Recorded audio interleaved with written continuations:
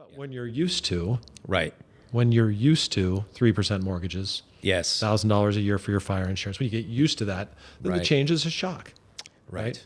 So I think that's what it is. There's an adjustment and it's a leveling. And hey, if we're going to have, affordability is probably one of the biggest issues in real estate. If it was more affordable, either the house prices have to come down and they're pretty sticky and Yeah. they're not tending to, right? Right. Or interest rates get lower, Right. then you have affordability, or people make more money.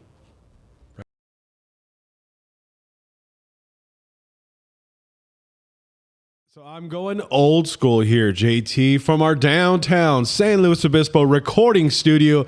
It's another episode of the San Luis Obispo Real Estate Podcast with the one and only Mr. Hal Sweasey. It's not one and only, I say all the time, but you're the one and only one here. How you doing, Hal? I'm great. I feel like it's a WWF. I like it, James. Yes, John Turner is back with us, sir. He is the... it's on this piece of paper here. Oh, there it is, JT. Semi-retired, semi-working sales and leadership coach, Mr. John Turner. Hey, Semi-pro. This is the best introduction I've ever heard on this podcast. And all the way from Southern California, the man himself, Mr. Albert Meggers. How are you doing, sir? I'm doing great. I want the bell to ring. And, that was Hey, let's go. I have to put done gloves on though. I mean, I've done some PA announcing. That's why I'm here. I'm a talker, not a fighter. I'm a runner. And then the other one and only, Mr. Kingman, is here. How are you, sir? I'm doing great. Yeah, I feel like the energy needs to be up. Yeah, let's do this. Yeah. Maybe I'm just excited because we have these Ren Spooner shirts on that were provided by Mr. Albert Meggers. Thank you. So that's a round of applause. I know Thank when you. I see a party Yes. and I want to play along. Party shirts. Yeah. That's what they are. We call these party shirts. That's great. I had to interrupt you guys from a conversation that you were having before we hit the record button. So let's get rolling. Hal, what are we doing? Well, I think, this will be fun. We just kind of want to talk about what's just happened recently with the Fed, because interest rates are so significant to what we do in the real estate world. Before we do that, shouldn't we give a shout out absolutely. to the fire chief that joined us for a couple of That was such a great episodes. conversation. Yeah. Todd Tuggle from San Luis Obispo Fire. Yeah. I learned so much that I didn't know that I didn't know. I thought it was interesting when he was walking out. He was like, I'm not going to get a house in this specific neighborhood because it's too close to the wilderness, and I can't have any incidents. And I'm like, you're a fire. I mean, obviously, aren't you like Superman doesn't care about it, right? And he's like, no, Albert, my house burns down. That's not good for me. Right? That's not a good brand. That's not a good brand. Hey, James, why don't you give us a little update on our viewership, our listenership, and especially what happened with the two episodes with yeah. Fire So Chief. just in regards to just YouTube, I don't know if Jeff has the numbers for just our podcast himself or just the audio, but YouTube itself, a lot of the information, our shorts, the shorts on YouTube are 20, 30, 40-second clips, basically anything under a minute. And there's probably 20,000 views on those short clips. And that's just me cutting up those, that episode into small clips that people can just, hear certain things. But the second episode right now, I'm looking at it. It just released yesterday. It's already got 4,300 views on YouTube. That's a lot, right? So our viewership has increased. We're 700,000 for the year. But adding Chief Tuggle on there has really boosted us up. So, gosh, that's huge. I think just in the past 48 hours, overall on our channel, we have 25,000. Let me look at it here. 25,000 views on our channel. So that's pretty awesome. Well, so it's huge. It speaks too to how relevant it is. With all the information was great. Yeah, Todd was great, and he was nice to share it with the community and spend a time here. I got to just share. I had no idea that firefighters were originally employed by insurance. By the insurance company. That's we all learned that. I think I knew it 40 years ago, but had forgotten. Yeah. And then, so anyway, that was all so very interesting. I don't think that was even just an America thing. I remember doing an Airbnb in London, and there was these markers on every one of the homes. And I thought, boy, this is really strange. Were they like family coat of arms or something like that? Yeah. It was a callback to the old times where they had to know if a house is on fire, who insured it. Wow. So it was a marker on the home that this company was responsible for putting the fire out. And now, of course, they don't do that anymore. Right. But those old, I don't know what they're called, are still on the homes as a history. Yeah. crazy. But kind of as we give a shout out to Todd Tuggle, the fire chief. We also should give a shout out to our fearless leader here, Hal, by making sure that we bring these podcasts to the public. It does say to the public that doing business with Hal Sweasey is a good thing because of we get 1 million people coming across our internet website, and if you want to sell your house, that's a good thing for you, right? Yeah. So congratulations, Hal, on leading us and doing this, and James and Jeff for getting this thing going. So it's a good thing. As a further service, maybe we can have a conversation that helps people figure out, what to make of the environment that we're in right now so they can make those decisions. Yeah. You started to talk about the Fed meeting that happened recently. And I get notes, I get minutes, I read some things, I read interpretations because I don't listen to the whole meeting, but I know you had a very interesting perspective. And I cannot wait to have this conversation, honestly, because let me frame it first. Give me like 30 seconds for like why I think it's interesting is that, we had a really good Q4. Okay. And the primary. You say good for us in real estate. But there was in terms meaning of the number amount of of homes activity. that transacted. And if you put your home on the market, odds are it was going to sell. You were going to get the price you're looking for. The market was liquid. It was active. And it actually was a little taste of, frankly, the last 30 years and what we recall as being normal. And I don't think it's a coincidence that in September, rates hit the low sixes. They kissed 6.1 for a short period of time. And I do think those things are probably connected, right? Oh, absolutely. Okay. So we have this Q4 that's very, we're sitting around here, we're having this very positive conversation about that pent up demand. This slow market looks like it's finally behind us. And then we get into Q1, and Q1 has almost been a mirror image right now of the previous year, with none of this additional activity that we saw at the end of the year. And so, and even then, I've done this long enough now where the market cycles are pretty much like burned into my brain every year. And I'm sitting here in March, which would typically be when things start ramping up for the summer, and I don't see activity increasing in a way that I would expect to at the moment, which then causes you to sit back and say, okay, if there's been a pattern for a period of time, and I'm not seeing that pattern, what the heck is going on? Right. Okay. And I think having said that, then we have this Fed meeting, jumping to the current time frame. There was a lot of good news actually in that Fed meeting. And the primary thing wasn't about adjusting rates, it's that they decided to curtail the amount of bonds that they're selling back into the market. And what that roughly translates into, because they were the biggest buyer of all these bonds during COVID, right? And that's what caused the rates to be so low, is because they were thinking, listen, let's artificially decrease the rates down to the low threes, so that we, and the only way to do that is we've got to buy up the debt. Right. Okay. But then, of course, that's not their business. They have to now sell the debt back into the market. And that probably is why rates are higher than they probably should be right now, is because they have to push that back in. So what they decided to do was to cut the not necessarily mortgage bonds, but the treasuries, which still runs mortgage rates. They're cutting in half the amount of treasuries that they're going to sell back into the market starting next month. Okay. Now, why is that important? You just say, if that doesn't make any sense, or it's, I'm too all over the place. The point is that they're making a change in the way that they're going to operate the market that could be more impactful to mortgage rates than if they had just lowered their Fed rate, right? So now the game's afoot. Like, does that then in April, when they start doing that, then cause a large drop? Because we're currently about 6.7, 6.8, right? As a national average. Nobody gets the national average, but it's, you got to speak from some number.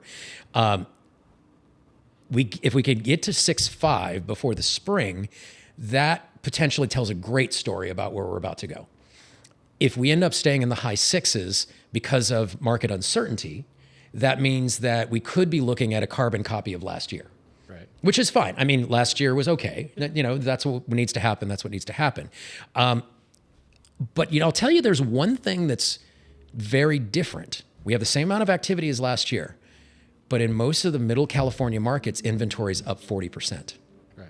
And that is, I think, the new variable that I am not processing yet. And you said something right now that actually turned my stomach upside down for a second, because you've been doing this longer than I have, right? And I'm sitting here saying like, man, I really feel like I follow this stuff and I'm pretty good at being able to say what's going to happen next. And Hal's response was, yeah, me too. And that when you got that much industry experience saying like, I really cannot tell you what's going to happen next right now, boy, that is a huge question mark. But I think between the three of us, I think we should be able to like put our brains together and try to make our best assessment about like what's happening next and where we go from here, and what advice we should be giving to our clients based on that. Well, and mine experience and comes from my personal veil. It's just I'm a conservative person, so I'm always looking for, okay, what should we watch out for, right? John, I would say, is much more aggressive and not aggressive, but I mean, he's just more confidence. And if you look at most of the times I was worried about something happening, yeah, maybe for a while it happened, but after that it went crazy. So, I mean, if you look at COVID, you know, I mean, I actually felt somewhat comfortable with that because I knew people still had to do things, and I know most people were going to retract, and we were able to still do our job to an extent and serve people. Right. And then what kind of turnaround did that lead to? Right. And then you had a huge increase in 2020, was it 2022 then? Yeah. Yeah, when we had the rates jump up, and we both know the day, middle of April. Yeah, middle of April. You know, I mean, I take experientially a house I was going to put on the market. Oh, beautiful, good shape. Yeah, we're going to put it on this price. We'll have showings over the weekends, and we'll talk about offers on Monday. And what we talked about on Monday is nobody showed up. Yeah. When we used to have lots of people showed up, and it happened so quickly. And then that next 6-8 months was tricky, and then the market picked up again and rebounded. So the resilience of the marketplace is always fascinating to me. Absolutely. Yeah. And the market is typically like really reliable, right? You just have these really rare moments in your career. It's almost the analogy is you walk in your kitchen, you turn the water on, and the water goes up. right. You're like, okay, wait a minute. Hold on. Wait a minute. Yeah. This, I'm not processing what's happening here. Yeah. So, because I think real estate's actually usually not that interesting. You know, usually it's a fairly normal, you know, type of the overall market Yeah. trends. But I mean, for me, interesting is the actual interactions in the process of each home. Sure. And so when you say, okay, we have the same number of homes selling this year than last, it doesn't feel like it. Right. And here's why. Because I've got a seller and it's going, well, my house is sitting. Well, a lot more homes are on the market. Right. So you have more competition. Right. So what used to take a week or a month or 3 weeks or 3 days might take longer. And if you make the mistake of going above where the market is, then you're going to have to reduce the price, and that feels bad, right? So I think just the number of homes in relation to the steady sales makes it seem like it's not as strong, which is to me, which is normal. It's just like, okay, because last year if you had 100 homes for sale and 90 sold, great. This year if you have 300 homes for sale and 90 sell, then it maybe doesn't feel as good, right? Yeah, I say this very carefully, okay? Because the last time I experienced that was like 2006, 2007, when the amount of sales stayed the same, but the inventory started going up. Right. However, when I say this very carefully because we are only talking about like a 2-month period of time here that is nobody should make any determinations about what's happening over a short period of time. Well, and your whole real estate stock, not your whole, but a big portion of it back then was people that were completely over leveraged, had no business owning a home. Right. Exactly. And there was no equity, right? No equity, and their rate was, now you've got fixed rate, so your costs are fixed. Where else can you fix your costs? Like with your mortgage, Now some expenses are going up, et cetera, but at the end of the day, and there's not nearly enough homes to supply what we have. I mean, we are just short of houses. We are short. I saw today, we are short 3.8 million units in this country. And from the real estate market perspective, we are 300,000 listings or home for sale short of normal. So our inventory is higher. Yep. Like we're 20% higher in this county in our inventory from the first of the year. So in less than 3 months, inventory has gone up 20%. And yet, to your point, sales haven't. I think that provokes a very interesting question. Okay, and this is, I think, I'm orbiting around this question right now. For the last 2.5 years, we've basically been saying the reason why there's such a limited amount of transactions is because there's a limited amount of house for sale. There's not enough houses. Yep. Okay. We've been saying that. But for some reason, in the last 2 to 3 months, the inventory's gone up. The thing that we've been saying was the constraint on the market, all of a sudden is not a constraint anymore, but we haven't seen the sales pick up. Which is causing me to stop and say, well, wait a minute. If that was the narrative about why things are the way they are, why are we not seeing different results when inventory goes up? Yeah, I would say there's always an adjustment. Right. Because when we're used to 7 days on the market as an average, how long is that sustainable? That when you talk about reverting to the mean, Good point. right? And now our days on the market, 30 to 45, okay? Yeah. Go back 15, 20 years, average that out, still very tight. But Yeah. when you're used to Right. 3% mortgages, Yes. $1,000 a year for your fire insurance, when you get used to that, then the Right. change is a shock. Right.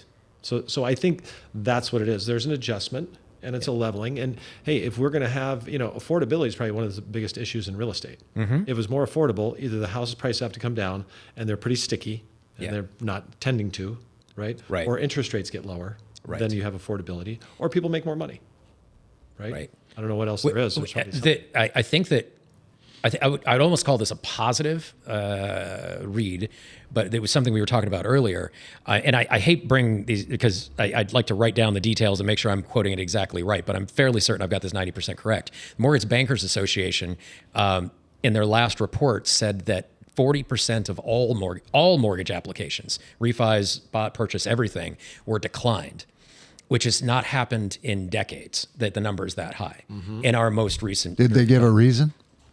No, in other words, the application went in, doesn't... in other words, right. Is there any details beyond like what the decline was Was it for? a credit reason? Was it an income reason? I think it's safe to say we're probably looking at a lack of income.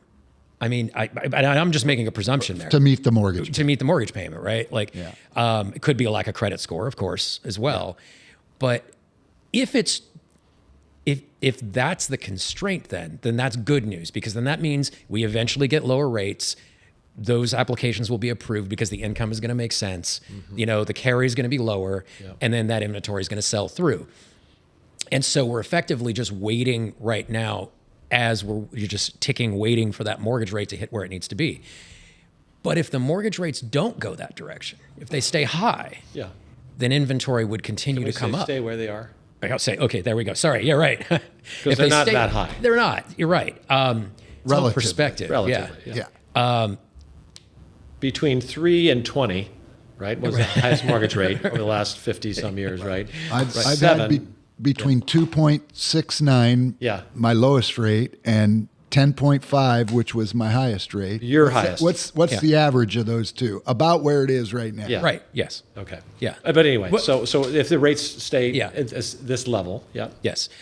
If the rates stay at this level, then would that mean that we would continue to see a market that is the same amount of transactions with increasing inventory, right? And we know where that market would lead us. That would be a market where prices would become soft, okay? Yeah. Which is not the case right now. I don't think. But that's a 3 to 5 year period, right, for that to happen. Wouldn't you agree? Or could it see a happen 40 shorter? If we've seen a 40% increase in inventory in just 3 months, that could change the actual dynamics of like what's controlling prices within months, not years. Okay. Yeah. But we got to be careful extrapolating that out. Oh, I right? know. It's like, oh my gosh, that's We've so been much. wrong more than we've been right. Yeah, I know, right? And I'd even argue, and that's why I say I want to be super careful. Like, we're having a candid conversation about like Sure. all possibilities, because I think that makes a more interesting conversation.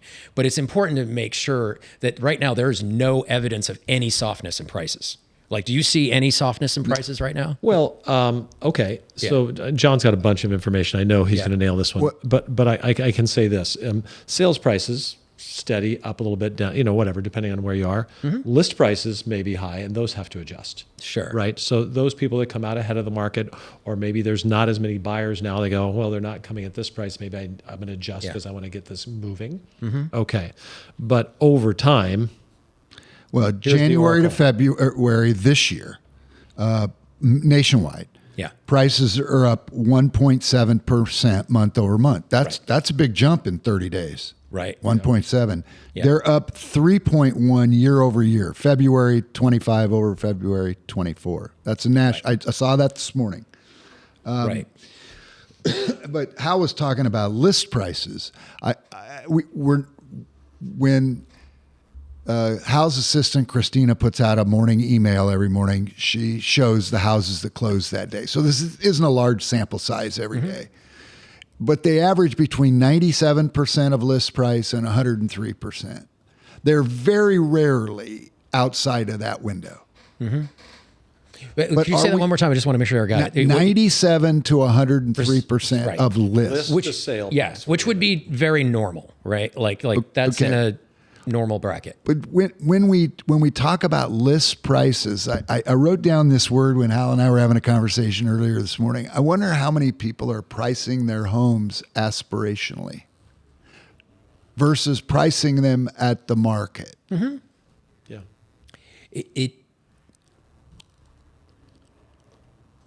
But that isn't that always the case though?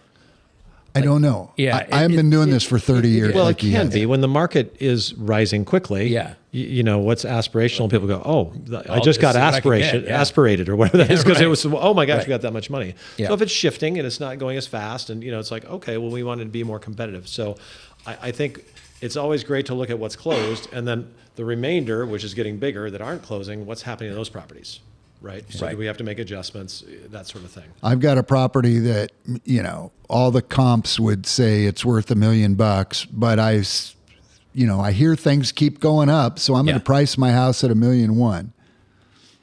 And I don't get it, right? So Yeah. and so now we see list prices coming down. Does that mean prices are going down, or does that mean the list price? Right. Because ultimately prices are just price per square foot versus what else is sold. And what they sell Yeah, for, we don't. not we what don't they com- list for. list prices are not a variable in what we call the value of Yeah. Yeah. And when I do a competitive market analysis in a rising market, I look at what's for sale, which usually isn't much, what's in escrow, which is the most recent, and then Right. maybe back to what's sold. In a declining Right. market, same thing.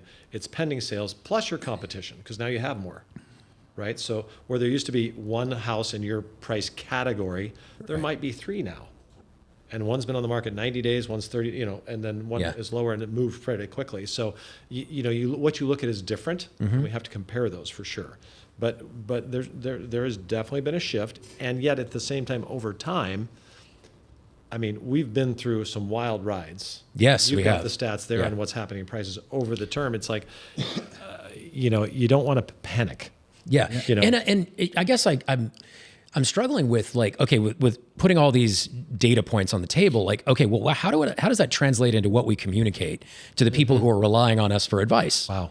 Right? Like, Great because question. I'm trying to say like, okay, here's the facts on the table. I'm genuinely struggling, and I feel like I'm pretty decent at this like communication thing.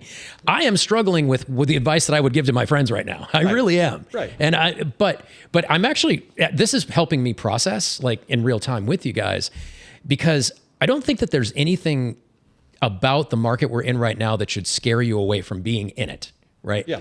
There is nothing about buying into a free falling asset or something like that. There is no evidence of it. Like suddenly in our first time in our life, it's a bad idea to buy real estate. That is no not the houses are being given away right now either. Right, exactly. So, like, I don't think that anything in these numbers we're looking at are telling us that we should be giving advice that's any different than whatever is the best situation for your house and your family is what you should be doing. And we're mostly seeing a lot of noise on the periphery that doesn't truly speak to what people are having to make choices around. Boy, there's a lot of noise. Right. There is a lot of Loud out noise. Right. I guess I'm really enjoying the opportunity though to still try to figure it out, because I do find some joy in trying to figure out what's next. Well, Oh, completely. Yeah. In addition to the housing market that we always talk about, we're not stock market experts, but in the last 2 weeks, the market has adjusted significantly, right? Maybe I know I look at my portfolio and it's down 10% in the last 2 weeks. Which, right? by the way, is usually good for real estate prices. Usually those two things are, if the stock market's going down, like that money goes into safety. But do you know what I was thinking? I wish I had some cash, because what would I be doing? Yeah. I'd be buying. Right. And when you look at the history of the stock market, it's not unlike the history of the real estate market. The stock market's a little more volatile in that it goes big time Right, it ups seesaws and downs dramatically. more than the real estate market does. So you look at the real estate. I was looking this morning. You know, the average price of a property in San Luis Obispo County in 1975 was $133,000. Today it's 901. Okay. The average nationwide in 1975 was 38,000. Average today is 425. I wonder if you shouldn't just, to your point, find a house that you like and buy it. Yeah. And you know what's funny is you probably could overlay that on every year as long as we've been alive. And that advice plays still. And we're in a much less extreme environment than some of the stuff we've seen coming up to this. I mean, we're not locked into our homes without being able to leave. You know, we're not having to ask questions about, like, does the world economy function anymore? You know what I mean? Like, Here's the keys to my house. Right. And all those periods of time, as extreme as they are, like, they would still have been served in a 5 to 10 year period of time of just doing what is the right living situation for yourself. And for me personally, I think one of the values, I guess, of unpacking it is, you know, if this Fed move does give us a 0.5 point drop in rates in the 30 to day 60 period of time, I will say that it does seem like everything's the chessboard has been laid out for a very active and liquid selling market. When that happens, because we actually have stuff to sell now that we didn't before. Right. So, if I was betting on outcomes, I'd probably put that in the 70 to 80% category. Yep. And then actually the inventory becomes a positive, not a negative. Well, and you look a lot from the buyer side too. And I would say what I see is a lot more of the people I talk to on a day-to-day basis are prepared to be a little bit more flexible on what they want and what their expectations are. And that's just so important. I mean, gosh, my house, I bought it for $400 and, it went up to $1 million after 10 years and now it's 900 and I'm upset. Right. Right. And, it's like, okay, what can you do? Can we, set, because whatever you sell it for, 400, 500, 900, what are you going to do with it and where does it take you? That's what you have to look at, right? How will this get me where I want to go? So I think it's just managing those expectations. But yeah, we would have a huge increase, I think, in the number of sales. And at the same time, if you're a buyer, you got people that go, oh, wow, a buyer, they're not as common as they used to be. It's more normal. Like you appreciate buyers. Yeah. If you're an owner of a property versus, my house is phenomenal. Well, so are 6 other houses. Right. Right. So, and there's one buyer for the 6. Okay. Yeah. So I think it's normalizing, but it's a little bit painful. Yeah. Right. Can be. And it is. And there is just genuine murkiness. Like there is to some degree. So, I mean, you don't get to in fact, you never get to know the future ever. All you know is everything's going to change. That's all we know. Fun part. Yeah. Right. And nothing lasts forever. Yeah. Right. Yeah. And it's a good story to be able to tell if you spend enough time in an industry to go through some interesting years. Yeah. Well, one of my business acquaintances passed away last year, and Sorry. he said one time in a big speech, and I saw it on video. He said, optimism trumps pessimism every time.